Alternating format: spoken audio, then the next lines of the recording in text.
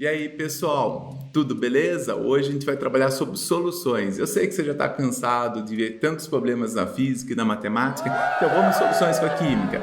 Bom, a aula de hoje é sobre definições e solubilidade. Nas próximas aulas, eu vou estar trazendo concentrações dos seus cálculos e até chegar em pH, tá ok? A gente vai fazer vários estudos até chegar em pH. Bom, então vamos lá. Primeiro passo. Quando a gente fala em soluções, a gente está falando de uma mistura, tá? Então, essa mistura tem um sistema. Esse sistema pode ser homogêneo, só tem uma fase, ou pode ser heterogêneo, com mais de uma fase. Por exemplo, de sistema homogêneo, água e sal. Um sistema heterogêneo, água e sal. Mas é o mesmo sistema composto por água e sal? Sim, depende da quantidade. Como assim depende da quantidade? Se eu colocar pouco sal, o sal se dissolve. Se o sal se dissolver totalmente na água, meu sistema é homogêneo. Se o sal não dissolveu totalmente na água, então eu vou ter uma parte que está em sal, né, sólido, e uma parte que eu tenho água líquida. Então eu tenho mais de uma fase, sistema heterogêneo. E veja só, o sistema homogêneo e heterogêneo não vale somente para soluções líquidas, ele vale para soluções gasosas e vale também para soluções sólidas, tá ok? É mais difícil a gente enxergar as outras soluções, porque no nosso dia a dia a gente acaba sempre falando mais de soluções líquidas. Então hoje a gente vai trabalhar com soluções líquidas, ok? Bom, então soluções são misturas homogêneas, que só tem uma fase. E se eu tiver mais de uma fase, aí você não vai mais classificar mais como soluções, você vai classificar como dispersões, sistemas coloidais, assim por diante, tá ok? Vamos lá. Então vamos supor que eu tenho sal de cozinha, cloreto de sódio e água. Eu adiciono água, adiciono sal. Qualquer quantidade vai formar um sistema homogêneo? Não, depende de uma quantidade. Então, para a gente ver essa quantidade que se depende, então a gente chama disso de solubilidade. Essa solubilidade depende de temperatura, depende da quantidade de solvente, da quantidade de soluto, pressão, né, no caso se for gás, tá? Então depende desses fatores? Sim, depende desses fatores. A quantidade de solvente e quantidade de soluto depende necessariamente da característica do soluto e da característica do solvente, tá ok? Vamos lá. Então, vamos pensar que eu tenho um caso bem simplesinho aqui, ó. Tem cloreto de sódio, tá? Sal de cozinha. Ele dissolve somente 36 gramas em 100 gramas de água a 20 graus Celsius. Então, vou lá, coloquei X quantidade de NaCl. O máximo que eu consigo dissolver é 36 gramas em 100 de água. Isso é o máximo que eu consigo dissolver.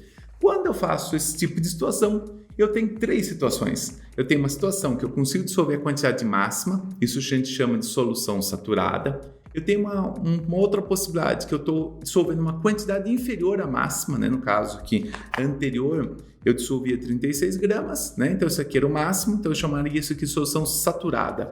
Nesse caso aqui, eu estou dissolvendo uma quantidade inferior, então eu vou chamar uma solução insaturada. Vamos lá os exemplos. 36 gramas de NaCl em 100 gramas de água, solução saturada. E se eu multiplicar tudo por 10, tipo 360 gramas de NaCl em 1000 gramas de água, também continua uma solução saturada. A proporção se mantém. Interessante. E se eu colocar um valor menor, tipo 30 gramas de NaCl para 100 de água, se dissolve 36, então se eu coloquei 30, ele tem uma solução insaturada, ou seja, me permite dissolver ainda mais 6 gramas antes de começar a formação de sólidos. E se eu dissolver 200 em 100, em 1000, né, 1000 gramas de água, é equivalente a dissolver 20 em 100, ou seja, eu estou abaixo da solubilidade máxima. Agora, eu falei 3, né? E eu mostrei somente 2, eu fui sacana com vocês, são 3 situações. A terceira situação é a solução supersaturada. E como ela funciona? Bom, primeiro passo que a gente tem que saber que ela não é comum, ela é muito mais raro de acontecer. Geralmente esse fenômeno ocorre com alteração de temperatura. Então, vamos lá. É uma solubilidade acima do máximo. Se já é máximo, não deveria existir o acima, mas acontece eventualmente esse tipo de situação. É um sistema instável, a gente chama de um equilíbrio metaestável. Então vamos entender como funciona. Vamos pegar um composto típico que o pessoal faz muito isso, aparece em vídeos no YouTube, que aparece em televisão, coisa do tipo. Então olha só, acetato de sódio, ele dissolve a 20 graus Celsius 46 gramas para cada 100 de água.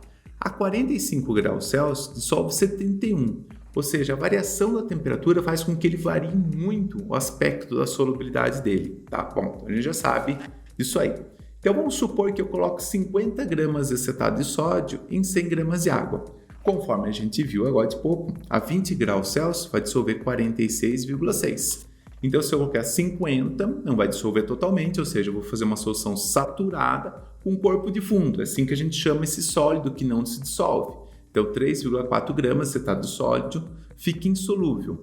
E eu vou fazer o quê? Eu passo de 20 graus Celsius para 45, ou seja, eu aumento a solubilidade do meu sistema, porque agora eu posso dissolver quanto? 71,1 gramas.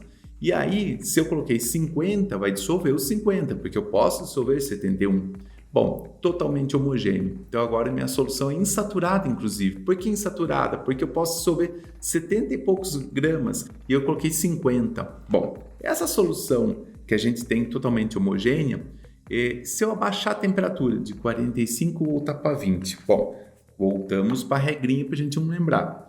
Dissolve 71 a 45, a 20 tem que dissolver 46. Só que ele vai manter solúvel 50, porque foi um resfrigeramento muito lento, um processo que foi perdendo calor lentamente, de 45 a 20.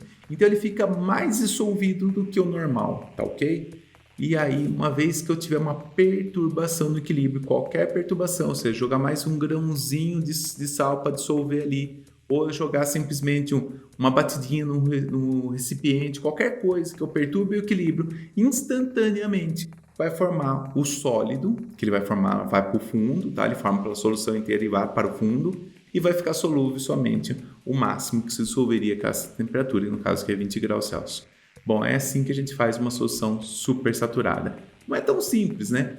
Eventualmente vocês se vê em esse tipo de situação quando vocês colocam um refrigerante na geladeira, que a temperatura de fusão da água é zero, o refrigerante é para estar em torno de -2, -3, e o refrigerador está -20, mas o processo foi muito lento, então ele deveria estar sólido, mas ele está líquido, e você tira a garrafa e eventualmente vocês começam a perceber a formação de um gelo instantâneo. Bom, é interessante saber que existe uma curva de solubilidade. Como assim uma curva? Eu posso ter uma temperatura, variação da temperatura em função da solubilidade. Cada sal, né, por exemplo, que eu tenho sal A, que eu tenho sal B, cada sal tem uma solubilidade diferente. E aí, em alguns casos, é mais interessante, muito mais fácil de visualizar esse gráfico, é curva de solubilidade, porque eu vou toda hora variar a temperatura, coisas do tipo. Então, a gente usa muito para fazer estudo em curva de solubilidade.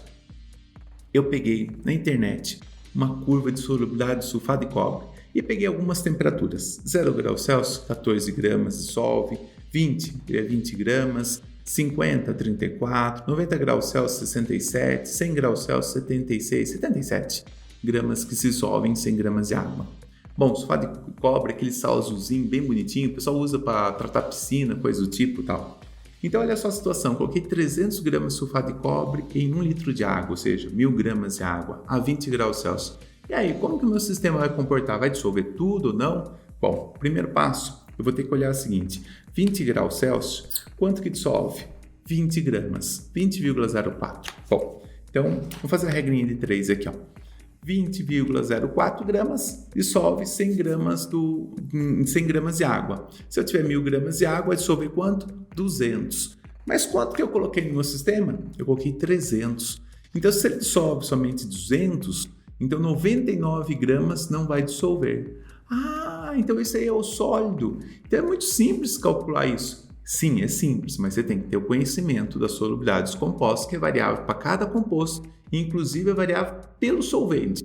Para a água, ele vai ter uma solubilidade, para o etanol é outra, assim por diante.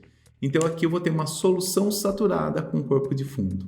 Bom, deixe no comentário se você já percebeu como que se faz. Tenta descobrir qual deveria ser a temperatura, razão mais ou menos média da temperatura, que deveria ser deixado aí para que dissolvesse os 300 gramas sem alterar a quantidade de água. Bom, espero ter ajudado. Abraços, até a próxima.